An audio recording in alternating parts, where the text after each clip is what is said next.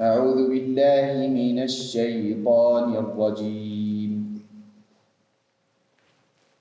لا ينهاكم الله عن الذين لم يقاتلوكم في الدين ولم يخرجوكم من دياركم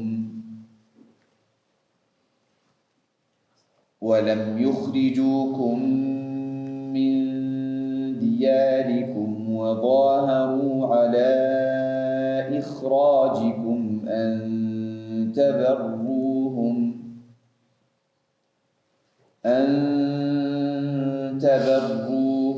وتقسطوا إليهم إن الله يحب المقسطين.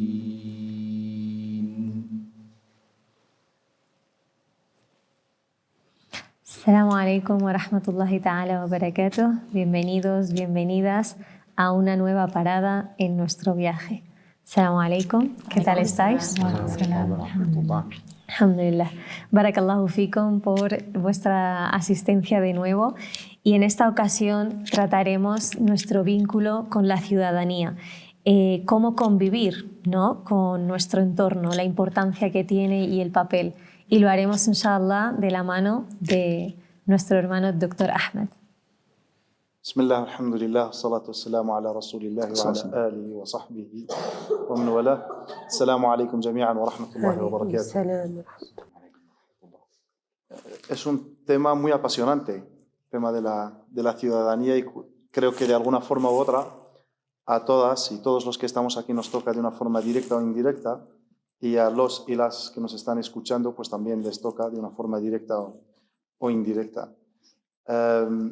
Yo quería inshallah, en una breve intervención, voy a intentar ser muy práctico y analizar el concepto de la ciudadanía desde la realidad en la que vivimos, circunscrita a España, que eso puede ser extrapolable a la Unión Europea o a países que son parecidos a nuestro país, que es España. El concepto de la ciudadanía yo lo entiendo desde la dimensión participativa, desde que un ciudadano forma parte de un tejido social, tiene que ser participativo, tiene que ser proactivo, tiene que hacer sentir su existencia. Nosotros, por diferentes razones, en diferentes dinámicas sociales, hacemos un trabajo que llevamos bastante tiempo en ello, y hemos intentado de alguna forma u otra esquematizar el concepto de la ciudadanía y cómo puedo ser yo participativo dentro de la sociedad, que lo hemos resumido de alguna forma u otra en un esquema de 3 letras y 3 consonantes, que son las 3 Cs y las 3 Ls. La primera C es ser ciudadano. ¿Qué es ser ciudadano? No solo desde el punto de vista del sentimiento de la pertenencia del grupo, de la manada, del conjunto, de la congregación en la que vivimos, sino es un sentimiento de pertenencia desde un punto de vista crítico. Yo pertenezco a esta sociedad, pertenezco a la cultura, amo al país, amo a la cultura, pero soy proactivamente crítico con aquello que realmente pues, no se enmarque o dentro de lo que es la Constitución, las diferentes leyes, o en los diferentes valores, diría pluriversales, mucho más que universales, sino pluriversales. Cada persona es un universo y somos pluriversales en ese sentido. La segunda letra que es C también, que es el compromiso con la sociedad. Y ese compromiso con la sociedad parte no solo ver a la élite y verla como ejemplo y tratar de ser aspirantes a esa élite, sino también ser comprometidos con diferentes causas intrasociales, en los diferentes estratos sociales que de una forma u de otra sufren algunas injusticias, llamémoslo del sistema, de un poder económico o simplemente de un clasismo social. Todos, de alguna forma u otra, somos clasistas socialmente. Rechazamos gente y nos rechazan gente también, por raza, por origen, por religión, ojo, también por niveles económicos, por el nivel económico. E incluso dentro de la misma categoría social puede haber diferentes clasismos. Y este compromiso es tener esa lucidez en todo momento de estar comprometido con esta sociedad, de ser un valor añadido. Y esto me lleva a la tercera letra, que es la C, que es el co-desarrollo dentro de la sociedad. A ninguno de nosotros, ni ninguno de nuestra sociedad en España le disgusta que haya un extranjero, un Messi, un Ronaldo, un Karim Benzema, no me sé otros jugadores, pero hay muchos, que sean de otros países y que cobren millonadas y que quizás incluso defraudan a Hacienda, incluso pues se ven en diferentes estamentos de la sociedad como gente muy lista. Pero sin embargo, si hay un Mohamed, o si hay un Florín, o si hay un, no tengo otros nombres de otros países, que proceden de otras zonas y que son marcadores de una sociedad que puede ser un poco inferior, no, yo soy clasista. Y nosotros debemos ser valores añadidos y tenemos que contribuir al desarrollo de esta sociedad, no solo desde el punto de vista económico, sino también de nuestros valores como creyentes musulmanes.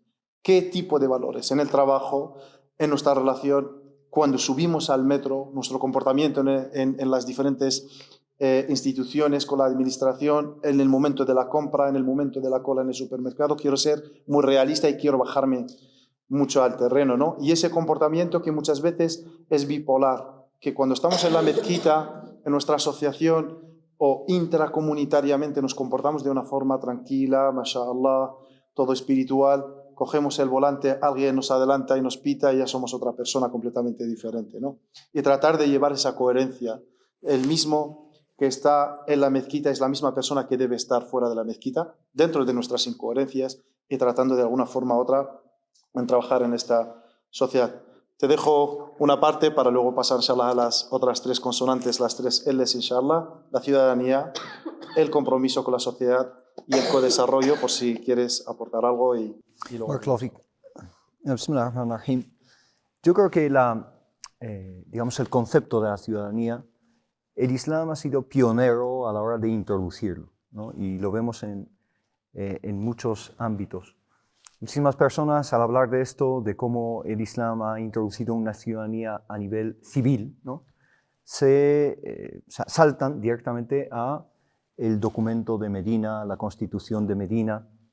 Pero es que incluso antes deberíamos reflexionar acerca del profeta Muhammad sallallahu alaihi wasallam en Mecca, que es la ciudad que amaba al profeta Muhammad sallallahu alaihi wasallam y que sintió su pertenencia a esa ciudad. Ojo, en aquel entonces la ciudad es tu estado, porque estamos hablando de ciudades-estado en realidad, ¿no? Y gestionadas de una forma autonómica, ¿no? Son ciudades que formaban pequeños estados. El profeta Muhammad sallallahu alaihi wasallam es expulsado de una forma violenta, él y sus compañeros, y mira a Mecca y tiene esa conversación con Mecca y jura a Allah subhanahu wa ta'ala, tú eres la ciudad más querida para mí, y si no fuese porque me han echado a ti, nunca te hubiese abandonado. Y en el Corán tenemos la sura o el capítulo de la ciudad. ¿Cuál es? Muchos lo traducen de una forma casi errónea a veces. Es el capítulo del Balad, ¿no? Cuando Allah subhanahu wa ta'ala dice la uqsimu bihadha al-balad. Juro por esta ciudad. El Balad es Mecca, ¿no? La mayoría, por no decir todos los eruditos coinciden en que es Mecca. Wa anta hillun bihadha al-balad. La interpretación es que eres una persona libre de esta ciudad. La libertad y la ciudadanía en esa frase muy, muy interesante de este capítulo. Y por lo tanto, nos conciencia desde una etapa muy temprana de la revelación acerca de esa dimensión de pertenencia a una ciudad y de añoro a esa ciudad perdida después de la emigración del profeta Muhammad sallallahu alaihi wasallam. Cuando llega a Medina, una de las primeras medidas que lleva a cabo el profeta Muhammad sallallahu alaihi wasallam, antes del documento o la Constitución de Medina, hay una medida que muchísimas veces he preguntado a la gente en mezquitas, desconocen por completo. Ni siquiera han escuchado hablar de esta medida del profeta Muhammad sallallahu alaihi wasallam. ¿Qué hizo? Un censo de Medina. Vamos a ver cuánta gente vive en esta ciudad. Y envió el profeta Muhammad sallallahu alaihi wasallam a sus compañeros casa por casa para ver cuántas personas viven en la ciudad. ¿Por qué? Porque tú no puedes legislar a una ciudad, a un país, no puedes tomar medidas económicas, políticas, sociales, etcétera, sin saber cuánta gente está bajo digamos, tu gestión. Y el profeta Muhammad sallallahu alaihi wasallam hace el censo, y en función de ese número, que hoy en día escuchamos ciudad y nos imaginamos una ciudad inmensa, ¿no? Es una metrópolis, ¿no?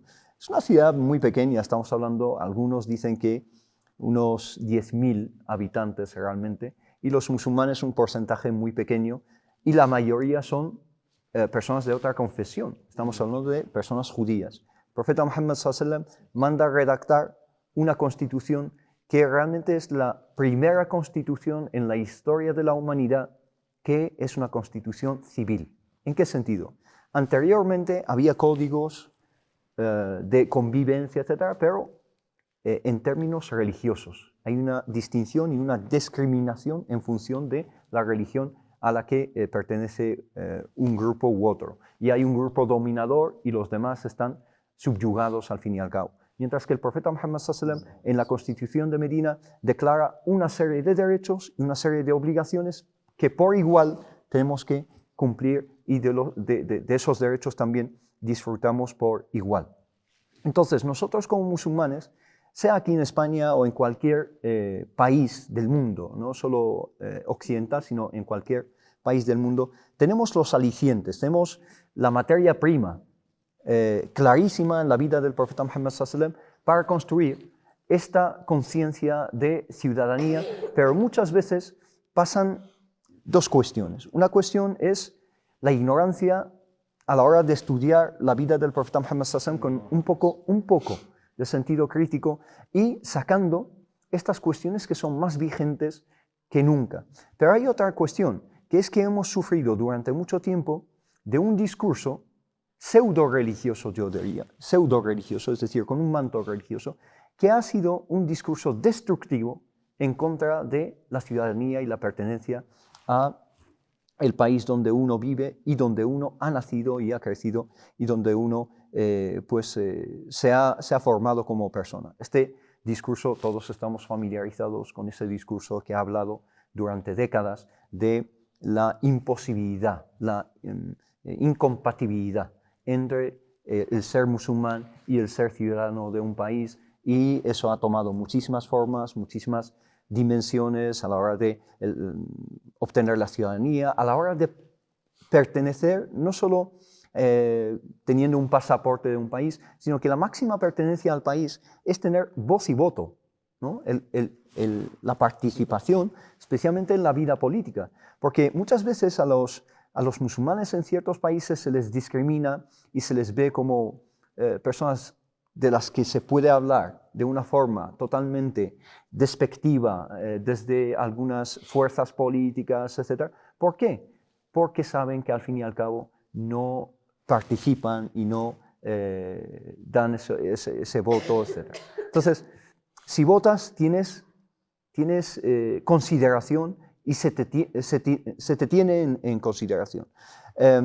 Y simplemente muchas veces me he llevado alguna decepción en el sentido de ver a chicos y chicas que han nacido aquí, pero por diferentes razones, sea desde la familia, sea desde una discriminación dentro de instituciones como la escuela, etcétera, donde a lo mejor muchas veces se le habla como algo ajeno, ¿no? Por ejemplo, en muchas escuelas, un niño de 6 años o de 7 años o lo que sea, que ha nacido en este país, que no tiene otro, no es inmigrante de ningún otro país, muchas veces se habla de inmigrante de segunda generación, ¿no? Mientras que esos, o de tercera generación en otros países especialmente, mientras que esos niños ni son inmigrantes, ni son de tercera, ni de segunda, ni nada, porque la palabra de segunda es la que me llama la atención, ¿no? Muchas veces, ¿no? De segunda, ¿no? Es lo que destaca de esa expresión.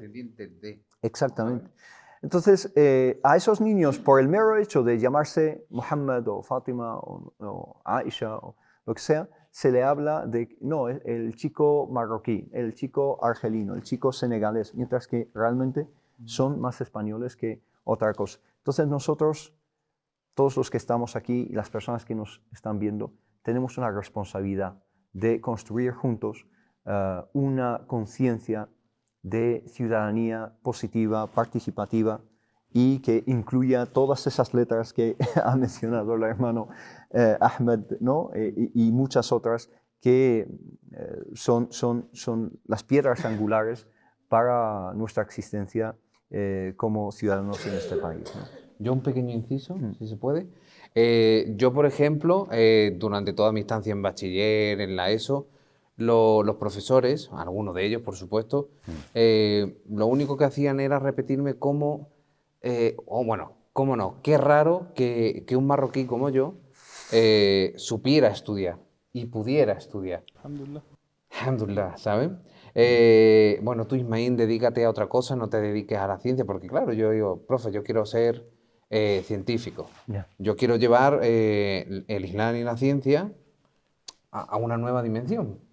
Aunque en esa época yo no casara con mi acto, pero ahí lo tenía, anidando. Yeah. Pero es que, no, Ismaín, tú dedícate a otra cosa mejor, tú no sirves para esta cosa. No te lo quiero decir de esta manera, pero es que no sirve. No sé, los marroquíes no soléis llegar a puestos de universidades, a estudios superiores, etcétera, etcétera. Esto pasa con muchísimos jóvenes con un potencial inmenso, pero por el mero hecho de llamarse de tal forma o pertenecer a tal trasfondo étnico o trasfondo nacional de sus padres o sus abuelos, se les dirige y se les deriva directamente a un ciclo formativo o lo que sea, porque no se le ve como digno de una carrera académica y avanzar en esa línea Estás académica. comentando, Sí. subhanallah, es muy interesante, pero es muy interesante desde el punto de vista del diagnóstico. Lo que estamos haciendo ahora mismo es diagnosticar una realidad que todos sabemos de una forma u otra. Y creo que debemos dar una vuelta más a la tortilla, ¿no? Voy a intentar decirlo de otra forma, ¿no? Un poquito más diplomática, de cómo podemos tener las herramientas y las soluciones. Bien, el diagnóstico lo tenemos. Puede haber diferentes elementos que pueden ser de mayor o menor alcance, que pueden afectar a un grupo demográfico mucho o poco, pero ¿cuáles son las herramientas? ¿Cómo debemos ser nosotros, ¿no? Y el planteamiento que trabajamos, sobre todo, es, repito las tres primeras letras en cuanto a la ciudadanía, al compromiso y el codesarrollo por una parte, y esas herramientas, lo primero es que dentro de una sociedad tenemos que respetar la ley, que es la primera L. Y el respeto de la ley pasa por el respeto, en primer lugar, de la Carta Magna, que es lo que nos circunscribe a todos los ciudadanos. Pero no solo la Carta Magna, sino también todas las leyes penales y civiles que dimanan de esta Carta Magna. Y también, por supuesto, participar en ellas, por supuesto, pues hay que modificar algo, pero ser participativos en ese sentido, pero ya no solo en las leyes desde el punto de vista jurídico, pero también en el comportamiento social, ¿no? Y tengo muchísimos ejemplos, por el tema del tiempo no lo vamos a dar todos, pero quiero que se quede muy claro el tema del respeto de la ley. Otro elemento que me parece muy importante es el tema de la lengua. Tenemos que hablar bien la lengua española. Lo que se habla, lo que el 99% hablamos, este es un ejemplo para hablar bien el español, no es un español culto, es un español de la calle, es un español coloquial. Pero cuando nos dirigimos a diferentes estamentos necesitamos diferentes registros. Y a cada administración, cada medio de comunicación, si voy a la academia, si estoy en el hospital, y cada estamento tiene un registro. El español que hablamos el 99% es un español coloquial y tenemos que tener cuidado. Y hablar la lengua y hablarla bien, lo que nos va a permitir, en otro sentido, si no hablamos bien la lengua, ¿qué es lo que va a pasar? Hablarán por nosotros. Y cuando hablarán por ti, igual terminarán diciendo cosas que tú no quieres decir. Y eso me parece extremadamente sensible eso. Pero no solo hablar, también necesitamos una monografía en español, necesitamos escribir artículos, opiniones, revistas, periódicos, y tenemos que ser participativos en esto. Y la última L es la lealtad al país. No podemos pretender ser españoles, ciudadanos, comprometidos con el codesarrollo, respetando la ley, hablando bien la lengua, si no somos leales a nuestro país, a España, muchas veces, ¿no? Termino simplemente con la reflexión, que creo que Nuha necesita hablar en ese sentido. Te dejo porque sé que puedes aportar algo en ese sentido. Tenemos, aparte de eso, un decálogo que trabajamos sobre la ciudadanía. Y ese decálogo doy dos elementos muy básicos, que es lo que se ha repetido aquí, y aprovecho para decirlo. Es el hecho de lo que se ha comentado, la compatibilidad o incompatibilidad, o el cuestionamiento en sí mismo, la propia pregunta, ¿no? ¿Eres español o eres musulmán? Cuando verdaderamente español es una nacionalidad, musulmán es una religión. Y estamos poniendo en la misma baza, en la misma pregunta, en la misma frase, dos elementos completamente diferentes, ¿no? Y a partir de ahí lo que hay que hacer es cuestionar las preguntas que nosotros hemos normalizado completamente. Hay muchísimas, hay 10 preguntas que trabajamos muchísimo. En ese sentido, simplemente ser, sobre todo, lúcidos con las preguntas y el diagnóstico que hacemos, y sobre todo buscar esas herramientas para poder ser al final coherentes con nuestros principios, respetando estos elementos que acabamos de decir y sobre todo aportando algo a la sociedad que como ciudadanos españoles seguro que podemos aportar. No sé, yo no Sí. tenía...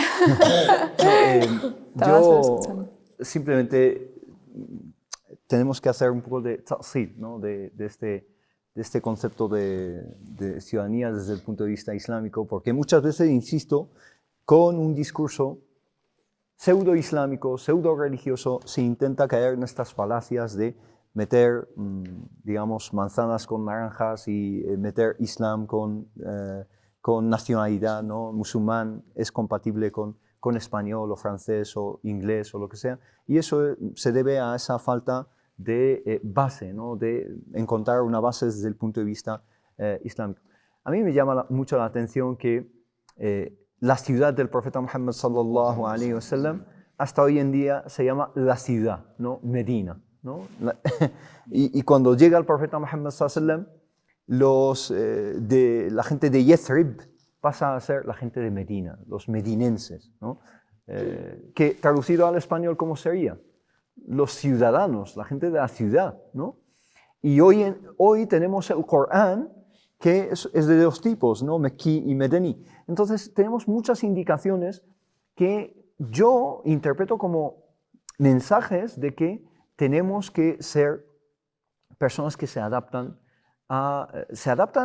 manteniendo cosas que son intocables desde un punto de vista religioso. Adaptarse no es ser absorbido totalmente y olvidarnos de nuestros principios y nuestra relación con Allah subhanahu wa ta'ala, etc., sino adaptarse a esas leyes, esos a'raf. El urf tiene muchísima importancia. Los hábitos sociales, las convenciones sociales tienen muchísimo peso desde el punto de vista islámico, religioso, jurídico, y por lo tanto tenemos que construir una conciencia del Islam que no pase por alto estos conceptos tan básicos y estos conceptos tan fundamentales como el urf, ¿no? Muchas veces damos unas interpretaciones del Islam que no tienen mucho en cuenta estas cuestiones. Barakallahu fik, hermano Hisham. Vamos a dar un minuto más al hermano Ismail, otro a la hermana Nuha y a la hermana Wafa, que querían hacer una pequeña intervención, si no me equivoco, y concluimos, ¿no?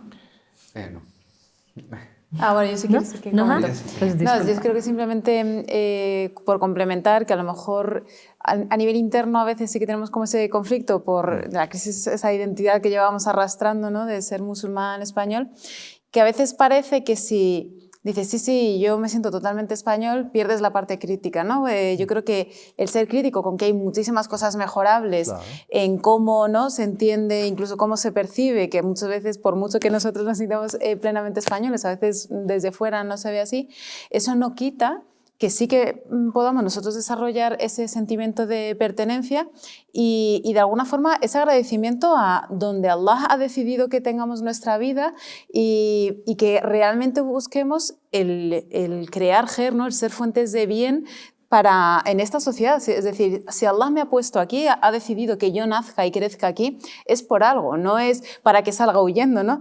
Probablemente es para que yo sea uno de esos factores que ayuden a hacer de esta sociedad una sociedad mejor, más inclusiva, más receptiva, ¿no?, hacia el Islam y los musulmanes, y que yo como musulmana, que a lo mejor soy muy repetitiva en esto, ¿no?, pero nosotros practicamos el Islam porque pensamos que es lo mejor, ¿no?, que es lo que aporta, o sea, es la mejor forma de vivir nuestra vida, ¿no?, en todos los aspectos, tanto el individual como el colectivo, y que esa forma de vida que yo he elegido es la que también puede ayudar a resolver muchos de, a lo mejor, conflictos o situaciones o problemas que como tal tiene nuestra sociedad, que es la española, ¿no? Y yo creo que una cosa, a lo mejor tener un pensamiento crítico no nos tiene que cegar la vista del agradecimiento y el sentimiento de compromiso con nuestra sociedad.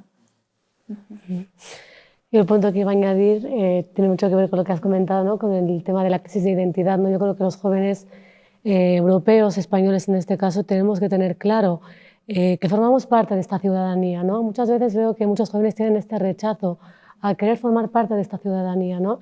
Y vemos lo que has comentado, las crisis de identidad. No se acaban de sentir de aquí, pero es que tampoco eres del país de origen de tus padres, porque has nacido, te has criado aquí, ¿no? Entonces es importante que tomemos conciencia de esto, ¿no?, y que formemos parte de esta ciudadanía, porque realmente somos de aquí, ¿no?